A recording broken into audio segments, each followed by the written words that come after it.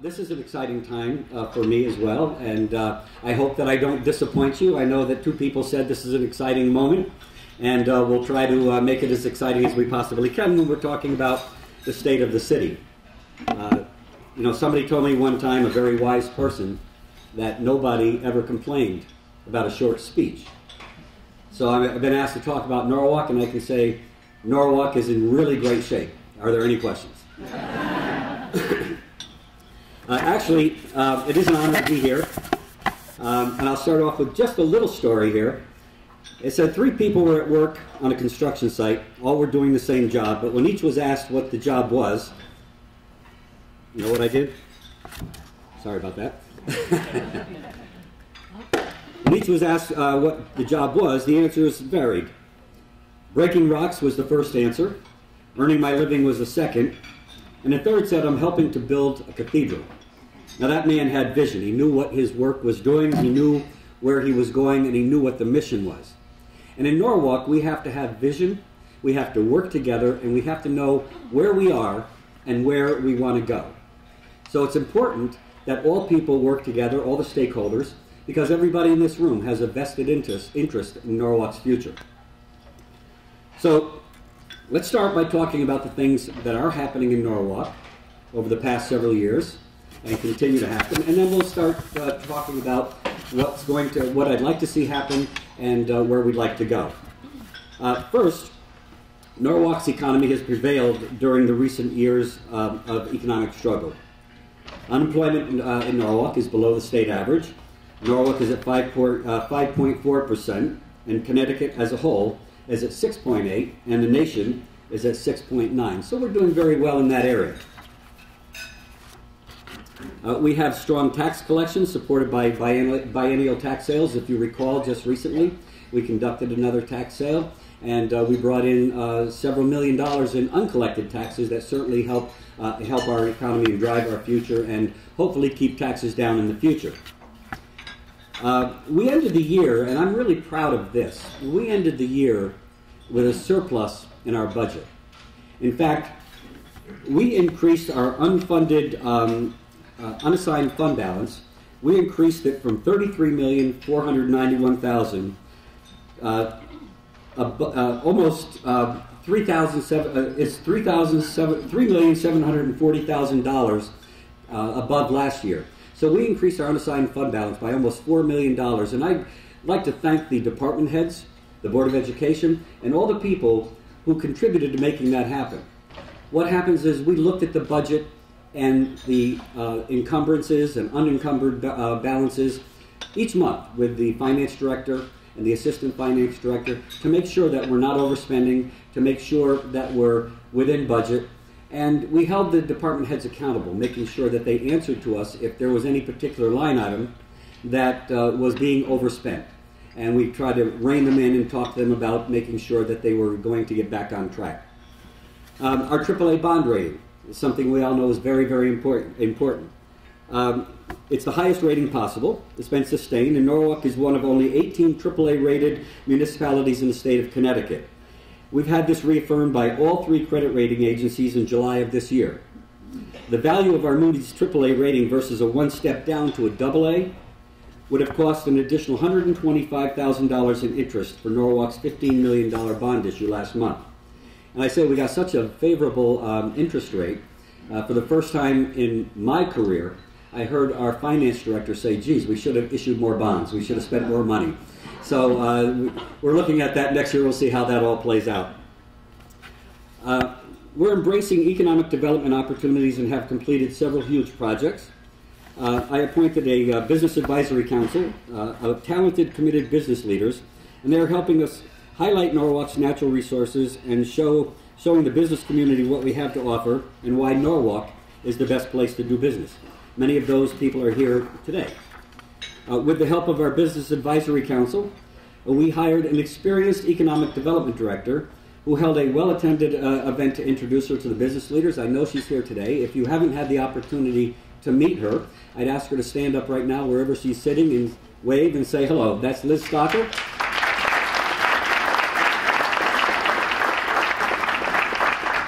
I'll say Liz has hit the ground running. She is no stranger to Norwalk. In 1985 to 1990, she was the assistant city planner. She has a master's in urban planning. She teaches at NYU a course in Introduction to Urban Planning. And she's also president of the Connecticut Economic Development Directors Association. So she's been spending the last couple of weeks since she came on board in August. She's been spending the last couple of weeks going around, meeting the key stakeholders, attending various functions, and getting to know the people she needs to know in order to really brand Norwalk and get us moving forward. So I'm pleased to report in the last year, several large-scale projects have progressed to completion. We all know about Waypoint on West Avenue, the Ironworks down at Washington and North Water, Hotel Even on Main Avenue. If you haven't had a chance to stop at Hotel Even, I'm sorry, Irene, I know Irene's here, but also make sure you go to Hilton Gardens too. Hotel Even is an interesting concept. The hotel in Norwalk is the first of many, but it's right here in Norwalk. They're going to be building them throughout the country, but Norwalk was the one that was lucky enough to have the first. And it's a focus on proper nutrition for their guests and fitness. They have different kinds of snacks and foods available that are all healthy, and but they also have other stuff. And each not only do they have a fitness center for their guests, but each room has an area where a guest, if they don't feel comfortable working out in a gym, they can go down and work out in the they can work out in their own room at their own leisure and in their own privacy. So it's really an interesting place. If you haven't had a chance to stop up there, I recommend that you do. So businesses, no matter how big or how small, are very important to the city's economy, and we are here to help them, help support them and ensure that they succeed. We have a lot of construction underway. Just recently, we had a groundbreaking Sono Pearl Apartments at 99 Washington Street with 67 units and a rooftop restaurant.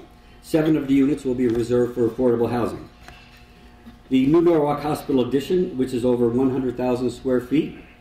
A 16-unit multifamily complex on a blighted side of west of Waypoint. And we're going to be talking to them. Being 16 units, they don't need to have affordable housing units, but perhaps with some incentives that we can offer them, they may put a couple of affordable housing units in there as well. There's a mixed-use facility on Westport Avenue that's being developed. Of course, we know the assisted living facility on New Canaan Avenue is well underway. A mixed-use office and residential building on Oakwood Avenue, a residential complex on Glover Avenue, and a new riverfront residence and marina on Rowayton Avenue. And on it goes. So you can see that Norwalk is becoming a vibrant community once again. There's a lot of things happening. And when you look at what's happening in Norwalk, people around us are going to sit up and take notice, and they're going to find that Norwalk is going to become a destination again, a place to be. I want to note that the growth of tourism in Norwalk, as measured by hotel occupancy, has exceeded 5.8% in the last year. That is larger than the growth for the state of Connecticut as a whole, as well as the cities of Stamford, New Haven, Hartford, and Danbury. Hotel room revenues in Norwalk grew by more than 9.6% last year, again beating Connecticut as a whole, as well as other major cities in the state. So as you can see, we're really thriving, we're really doing well. We are aggressively pursuing state and federal grants as well as foundation support for a variety of initiatives. I'm pleased to say that in the last quarter alone, we have received $430,319 in grants for the city of Norwalk. A grant to introduce energy solutions to business and homeowners, a grant for brownfields, a grant for funding historic preservation and create a plan to restore the historic but blighted buildings along Low and Lexington Avenue, funding for youth summer employment and programming to improve relationships between police and the youth, and support for additional electric car charging stations, which we all know is important. We've improved Norwalk's infrastructure. The state of Norwalk's roads and sidewalks affects all of us. In the past year, we have rewritten we are rewriting our sidewalk repair ordinance so that it is now going to be consistent and conforms to state law and encourages walking and biking. This is a bipartisan effort, and I want to really thank the members of the Common Council who realize how important this is, especially Councilman Bruce Kimmel, who really worked hard researching and finding out how we can make our sidewalk repair effort more effective and less burdensome perhaps on some of the property owners that can't afford to fix the sidewalks in front of their house. Department of Public Works has completed first full year of single stream recycling, and achieved a 40% increase in curbside recycling. That increase generates a financial benefit to the city of over $204,000. The first few months of this fiscal year shows that that trend is continuing. They've also secured $3 million in federal grants for traffic signal upgrades, now up to $9 million, to design and construct Phase 3 of the traffic signal upgrade project. The project will replace and standardize the city's signal system with the latest signal technology, and the 10 signals in Phase 3 will bring the total new signals so far to the 33 of the city's 85 traffic signals. And if you haven't had a chance to see it, I would recommend that you look at the Cedar Street renovation project. That is a classic example of what a neighborhood could look like when we put our effort to it. It's turned into a little village of its own. Now, I know that a lot of the people and a lot of the business owners struggled through the times when, due to the weather, the project was delayed. But now it's ready for, it's open, it's beautiful. If you haven't had a chance to go up and take a look at it, please do. We've been strengthening Norwalk schools. You know, we're very fortunate to have a nationally recognized superintendent of schools in Dr. Manny Rivera. This is a man who has vision. This is a man who gets it. This is a man who is going to make Norwalk public schools the best they can possibly be. We all know that in order for a city to survive, in order for a city to be sound and have an economically strong base, we have to have a good school system. We want people to move to Norwalk to send their people to our school, to send their children to our schools. So just now, we have one of the new initiatives that you probably read, and some people may not know of it, and it's the first of its kind in the state of Connecticut. Governor Malloy visited Norwalk recently to announce the opening of Connecticut's first P-TECH model school, the result of a collaboration among Norwalk Public Schools, Connecticut Department of Education, Norwalk Community College, and IBM.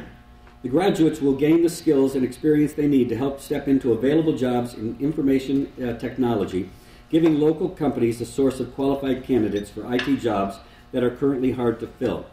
What's going to happen is eventually there'll be 400 young people in that program in Norwalk High School.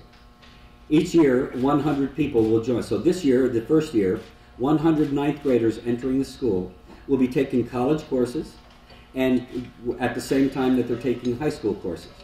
Now, they may be able to graduate in 4 years, depending on their curriculum and their workload.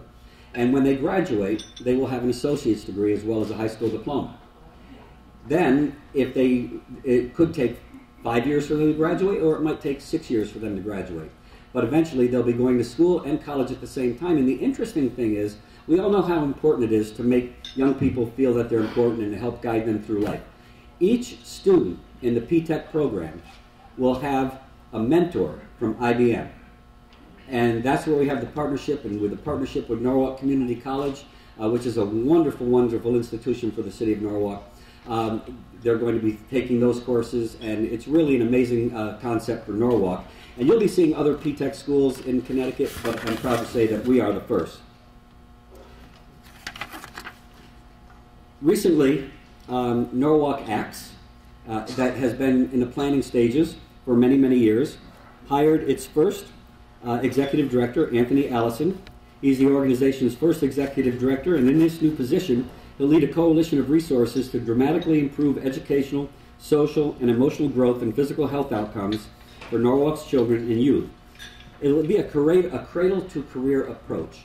And there are 6 different levels, and there are over 60 volunteers from Norwalk that are involved in this.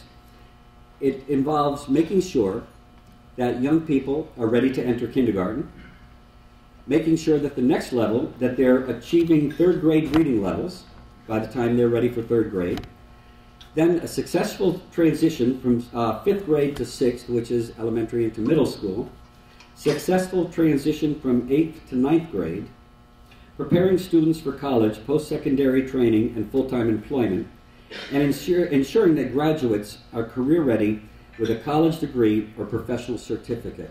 That's another way that Norwalk is helping their young people and making sure that they achieve successfully in school and help them through the schools.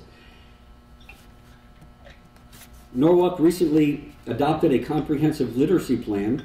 This is very, very interesting, and we were fortunate enough to attend it the other day, and I really want to give credit to the Norwalk Federation of Teachers President Bruce Mellion. He did a remarkable job, and he's taken this program and he's embraced it. We all know how important it is to have your family or young people's families involved in their education.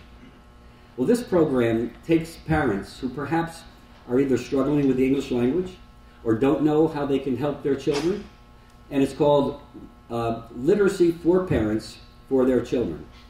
And they meet on a regular basis, and they learn how they can help their children. They're given books on how they can work with their children. They're given guidance from school staff. And it's really, really important. And when I went to the event the other night with a lot of the elected officials from around the state and Norwalk, it was amazing to see how excited the parents were, because nobody ever helped them before get involved in their children's education. And it was exciting to see that, and it's really a program that I think is going to have tremendous rewards. And also, from that same school, we have two teachers. They have an interesting concept. They teach 1 week, one teacher will teach, and the next week her sister, who is her twin, will teach the class. It's very hard to tell them apart, I think. Maybe one wears glasses and the other doesn't. But they have developed an approach to the Common Core curriculum that is absolutely amazing. And when I went and visited their classroom, they adopted me as their reader whenever we go to schools to read. They wanted to make sure that I would go into their class. But they spent time showing me how they have put together a teaching approach to the Common Core curriculum that was absolutely amazing. In fact, it was so amazing that the Connecticut Department of Education has taken them from us for this coming school year and is going to send them around the state to teach how to teach Common Core. So we ought to be really proud of that as well.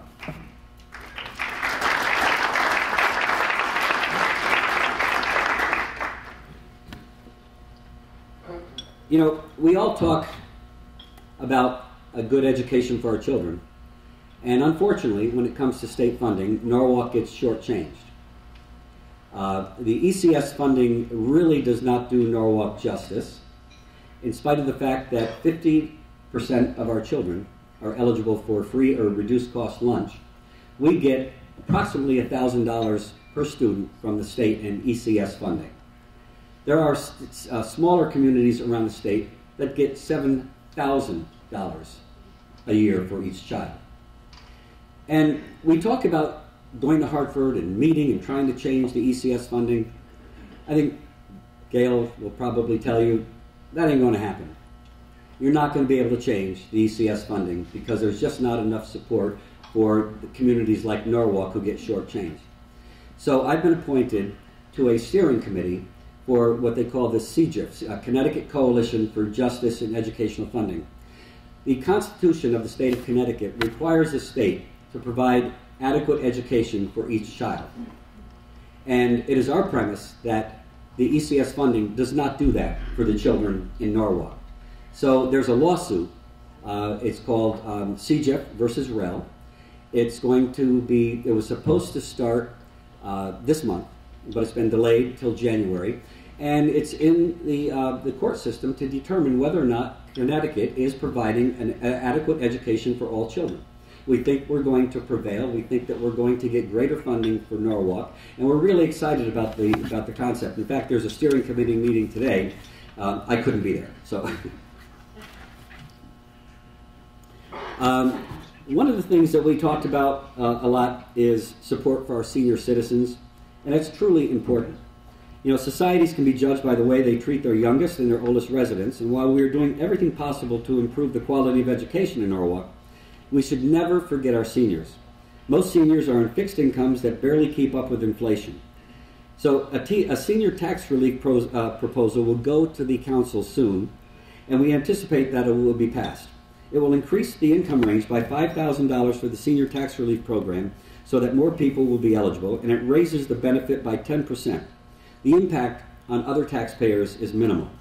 And I really do want to thank the Common Council for their bipartisan effort in this project. And it's truly important. A person who works all their life to build their dream, to live in a house in Norwalk, send their children to our schools, and then, just when they can least afford it because they're living on a fixed income, we have to send them a notice increasing their property taxes. It just doesn't seem fair, and I've heard so many people saying they want to stay in Norwalk, they want to stay in Norwalk, but if it keeps going like this, they just can't. So we want to keep our seniors here. They are the people that really made this community what it is. The Norwalk Recreation and Parks Department maximizes Norwalk's natural resources. Norwalk has beautiful beaches and countrysides. This year, the Recreation and Parks Department was proud to show off our beaches and parks and ran free weekly concerts for families. Starting in June, we had the cabaret night every Friday night at Calf Pasture Beach, thanks to a guy named Steve Sarasis. Many of you know him. I don't know if anybody had an opportunity to go down there, but right by Calf Pasture Beach, by the lifeguard area, they have a place called Cafe Moo. And it's open year-round. And they have a little area in the back that's open to the sky, and they've got umbrellas. And they had different musicians from Norwalk come and perform. I've been there a couple of times, and it was really very interesting. It's just this nice little coffee house feeling where you can sit there and listen. People bring a glass of wine, or bring a bottle of wine, and they'll bring crackers and snacks and things like that. So if you didn't have a chance to get there this year, please go next year. It's really, really a nice, relaxing area, and hard to believe that it's right here in little old Norwalk. And this summer we reopened the Captain William Clark Fishing Pier. Again, if you haven't had a chance to visit that, I really think you'll be amazed at how well that came out. We're making Norwalk a safer place to live and do business. We work very closely with the police and fire chief to make Norwalk a safer community and to ensure that the police and fire departments have the tools to do their jobs in the most effective way possible.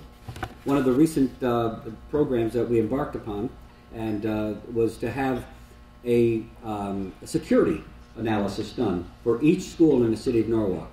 We've done an overall security plan, but then each school, which is different with a different floor plan, different teachers, different locations, had to have operational plans in the event of an emergency. How do we respond? If we're locking down, under what circumstances do we lock down? Who does the notifications? If we're going to secure in place, how does that go about it? Where do parents go to pick up their children? If we're going to evacuate, where's the staging area where the children can meet and we can make sure that we have all the children safely out of the schools? And this is a service that the police chief and the fire chief implemented quite some time ago. And I'm pleased to say that the resources that we put towards this have proven they're worth their weight in gold. And now they're going to be doing different evaluations and different exercises, making sure that the plan just doesn't get put up on a shelf and sit there. Because when people leave a facility, when new teachers come in and old teachers leave, it's important that everybody's familiar with the plan. So we want to make sure that everybody's up to speed on how that works in the event there is something that's happening, which we hope never does. For the first time, we have school resource officers assigned to each high school and to each middle school with coverage for the elementary schools. For the first time, there is a plan in place for systematic replacement of the police fleet, which will reduce repair costs and overall costs to the city.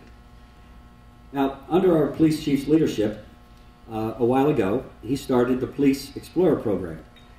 It's an amazing program, and I think we have about 35 young people that are involved, and we're going to be partnering with the fire department because they're starting an Explorer program as well, and we felt it would be best to have one Explorer program and have the fire and police involved. But it's where young people who might not have anything to do are working with police officers. They meet on a weekly basis. They learn about the police department. They learn about their community. They're given life skills on how to figure out what it is you want to do when you move on to a career, how to dress for an interview, how to conduct an interview, and how to conduct yourself. And it really instills a lot of values in the young people. And when I met with some of the young people, it was just amazing to see how far along they had come. And now we're going to be, it's kind of like a garden that we're planting, I guess. A garden where people who might have an interest, young people of all backgrounds, might have an interest in law enforcement or public safety, and we're kind of planting that seed and showing them what it is all about rather than letting them try to figure it out on their own. And perhaps that garden will grow local residents of all diverse backgrounds to join our police and fire departments. And we're very optimistic that's going to be a really successful program. The police department recently continued its CALIA accreditation and scheduled for the next CALIA on-site this December. Accreditation is really important to a police agency because it makes sure that we're delivering services and providing our community with the best police service that we can possibly do. And I'm proud to say that the police department was first accredited in 1995 and has been reaccredited every 5 years since that time. And they're doing a remarkable job. And it shows because as violent crime, as well as burglary, aggravated assaults, continue to decline, and they have for the past 5 years. So that's really good news for Norwalk. We're adopting a cutting-edge energy and environmental practices. We know that going green is good for the environment and saves precious resources as well as dollars for homeowners and businesses. We are looking into alternative energy sources, including solar power, to help homeowners and businesses save money and conserve energy. With the new Energy and Environmental Task Force chaired by John Kides. I'd like to really give John a shout out here because sometimes somebody has a passion and it goes untapped and you just don't know about it. John came to me with an idea about retrofitting the lights in City Hall, and I said, John, you just made the biggest mistake of your life. You're now the chairman of my new Energy and Environmental Commission. He took that, and after he picked himself up off the floor, he was very, very pleased to accept that, and he's done an amazing, remarkable job. And I'm going to highlight some of the things that John has done over the past couple of months. He's completed an energy consumption evaluation for every city and school building, allowing us to prioritize needed improvements. We partnered with Norwalk Community College on this project. Completed a City Hall lighting retrofit project and worked with city staff to reduce our lighting costs by 50% at City Hall. Hosted a grant-funded event that informed commercial property owners how to finance their energy, reducing projects through CPACE. If you haven't had an opportunity to explore the CPACE project, I would ask that you take a look at it, and perhaps there'll be a need to have another event. It's mainly for commercial property owners, and it stands for Commercial Property Assesses something. I never could get that right. But anyway, it's a way that you can have an audit on your property, commercial, and some multifamily homes projects are eligible. You have an evaluation. They show you how you can save energy, and then they help you finance it through 5, 10, 15, or 20-year low-interest loan that gets attached to your city property bill each year for as long as you decide to finance it, usually at about a 3 or 4% loan. Now, a success story was up where Bed Bath & Beyond is, up there where they installed some solar panels. The gentleman was there at the CPACE event, and he spoke about the cost of the energy efficiencies was $181,000 to implement. And each year, he saves $260,000 in energy. So there's an $80,000 turnaround that is available to him. And that's less than what he has to pay each month or each year on his taxes. So it's really a program that you ought to take a look at. You know, you're saving energy, you're saving money. It doesn't get any better than that. We have a planned project for installing solar panels on a City Hall roof in 2015. And we encourage Norwalk residents, homeowners, to complete a home energy assessment and reduce their energy costs by hundreds of dollars a year just by having an assessment done.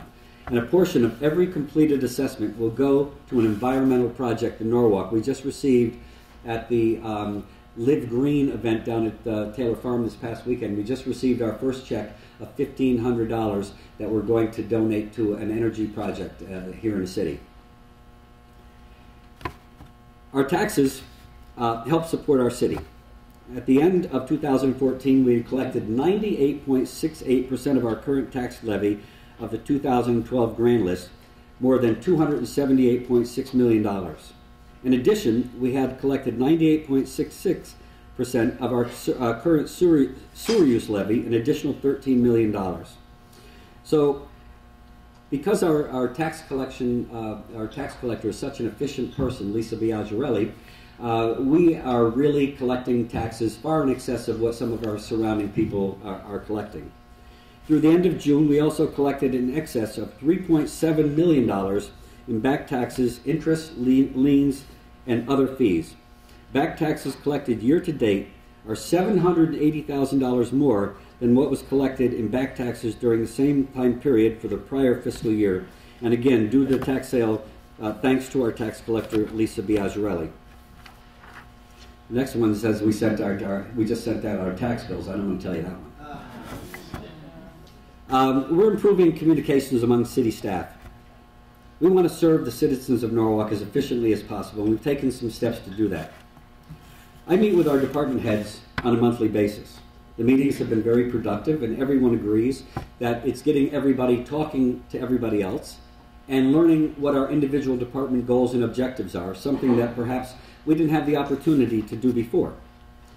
Now, it's time to take those meetings, as effective as they are, time to take them to the next level so that they become more effective and more efficient, and the people involved know exactly what's expected of us. You've all heard of ComStat. It comes from my law enforcement background, where individuals who were bureau chiefs and precinct chiefs were called in each month or each week to talk about their efforts in their particular area. Well, we're going to take that and we're going to call it CityStat. And we're going to work with our department heads to develop performance metrics. What do we expect of you, and how can we measure whether or not you're accomplishing those goals and objectives? And we're going to meet with them and say, okay, let's put these metrics, for each individual department, let's see what those metrics are. And then each time we meet, each month, they'll be asked to report out where they are in progress to those goals and objectives, and making sure that we're moving forward and serving the citizens of Norwalk with the services that they deserve. And I think it's time to really start doing that through a data-driven analysis of our performance measures.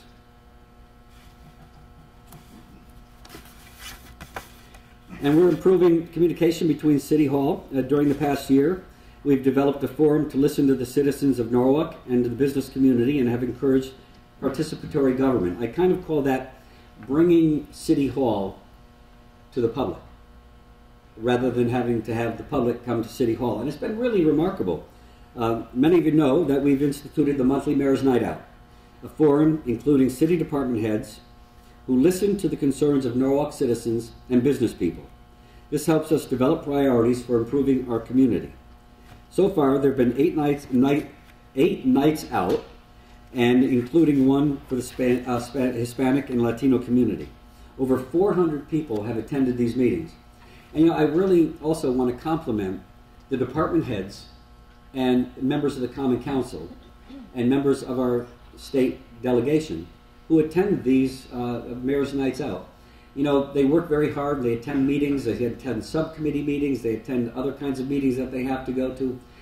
But for most of the Mayor's Nights Out, I've had 15 to 18 department heads there, as well as 13, 14, and 15 Common Council members there, and some of our state delegation. And it shows a real commitment that they want to give of their time to listen to what the people have to say and to respond to their needs. And to me, that was remarkable. I never expected that they were going to be this responsive to having that happen, and having these forums where they could come out and listen to the community. When I was the police chief, we held a monthly Mayor's Night Out. I know our chief is holding a brown bag lunch for members of the community to come and talk to him. And I think if I read correctly, you're going to be doing it later on in the evening. So those are ways we can reach out to the community, and that's what the community expects of us. But when I was the police chief, and I told some of the other police chiefs around Fairfield County that I was going to have a Meet the Chief meeting on a monthly basis.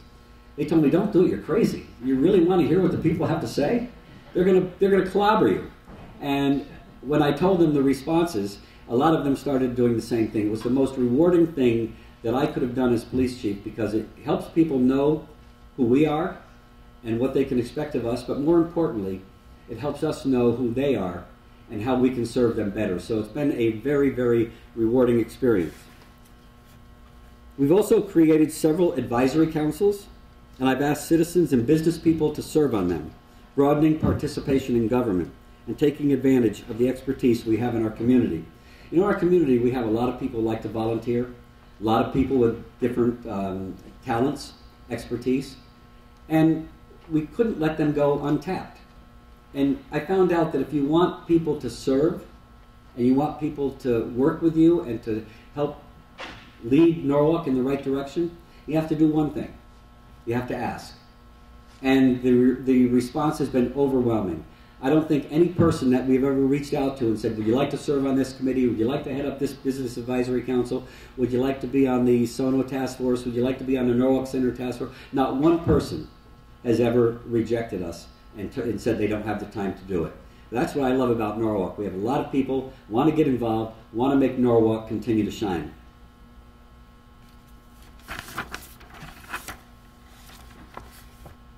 So Norwalk's future is really, really very bright. Our plans for economic development in Norwalk are exciting. We will be creating Norwalk's first comprehensive economic development strategy with the redevelopment agency and the new economic development director, who you just met. We will be updating our master plan, creating a base for future direction. In fact, in the next 2 weeks, we're going to be starting a series of forums, going to be facilitated by Brian Baxendale. Brian, if you would raise your hand. Brian is the director of SCORE. We're going to be meeting with key department heads, council people, and we're going to be conducting a series of workshops. Again, kind of in the city stat approach, we're going to be figuring out what Norwalk's economic future should look like and bringing the stakeholders together to help us design that future. Another thing that we're going to be doing, I will be proposing a thorough review and overhaul of our zoning regulations to ensure that they're encouraging development and not obstructing it. You may not know this, in one of the most important zones in the city of Norwalk, our transit-oriented district, our master plan now has 14 separate zoning requirements in that area.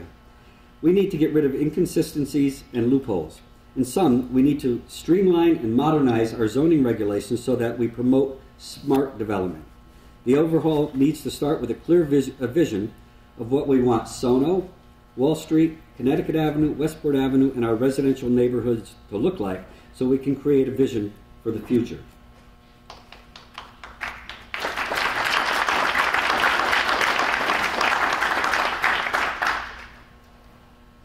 You know,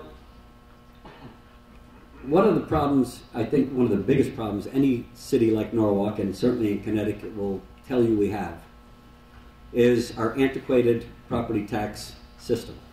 Property taxes are the single biggest levy that we have on our residents and our businesses. It's a regressive tax that is income blind and profit blind. Property taxes become due whether you have a job or not, or whether you make a profit or not.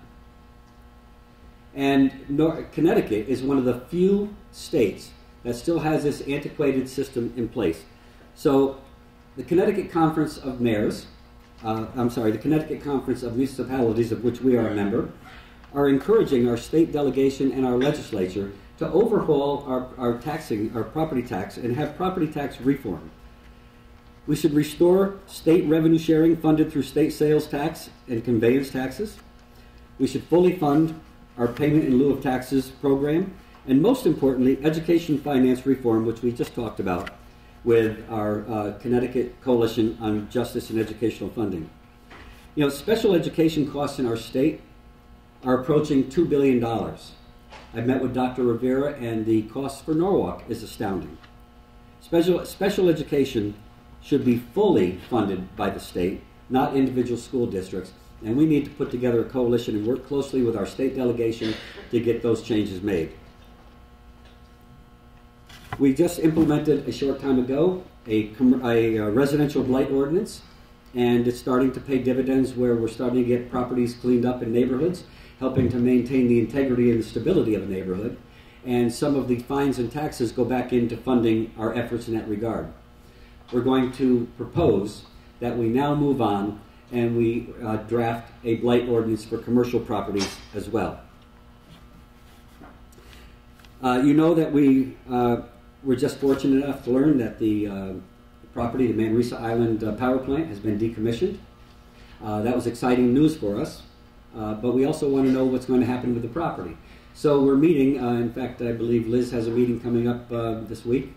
We're meeting with the owners, the NRG people, to determine what they plan on doing with that. And we have met with a group of people that are interested in purchasing this property, and they've done this all over the country.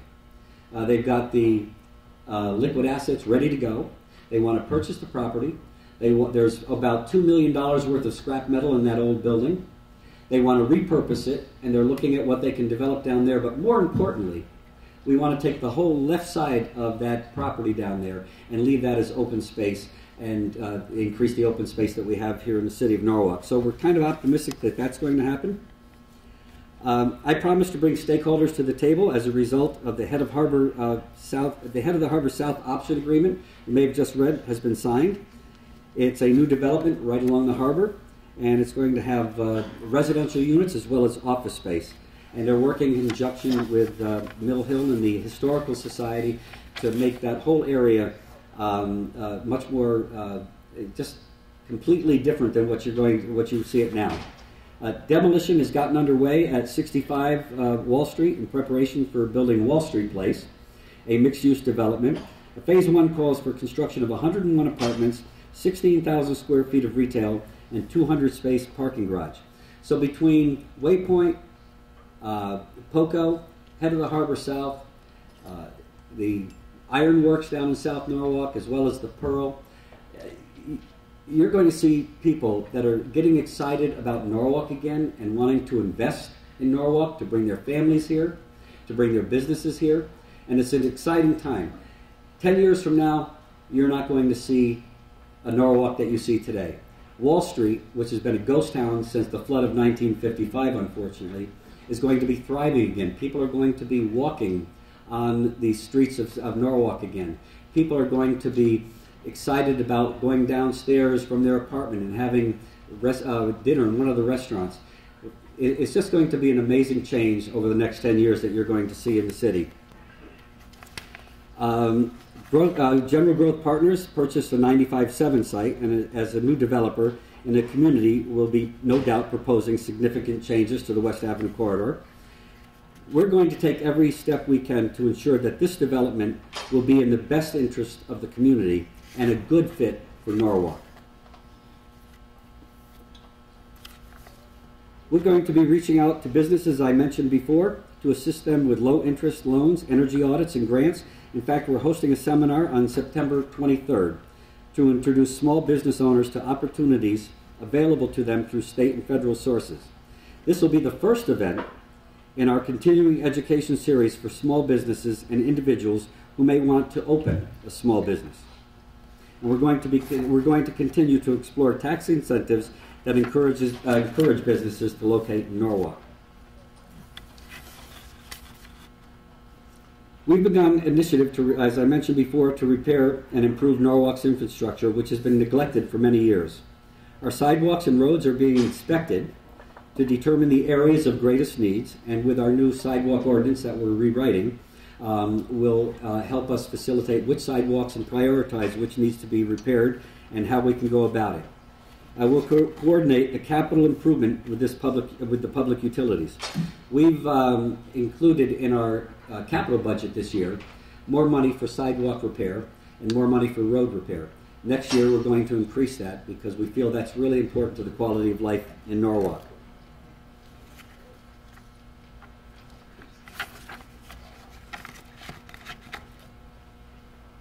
So, as we continue, we want to make Norwalk's government more responsive, more effective, and more efficient. Norwalk is a growing city and needs to have a proper government structure in place. Right now, virtually every department head reports directly to the mayor. The span of control is very difficult to manage effectively. During several past administrations, the mayor had an assistant or a chief of staff to act as a liaison between the mayor and the department heads to ensure that important tasks are being followed up upon. We will be looking at the possibility and whether it's appropriate to restore that structure.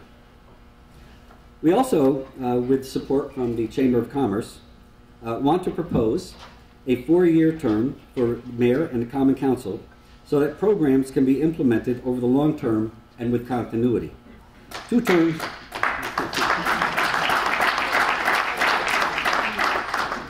2 terms are simply too short. Most cities and many towns smaller than Norwalk have a 4-year term for their chief elected official.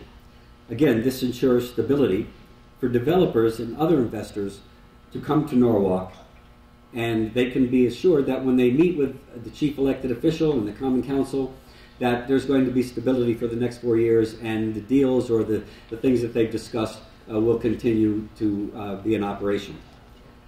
So, not knowing, because I was the first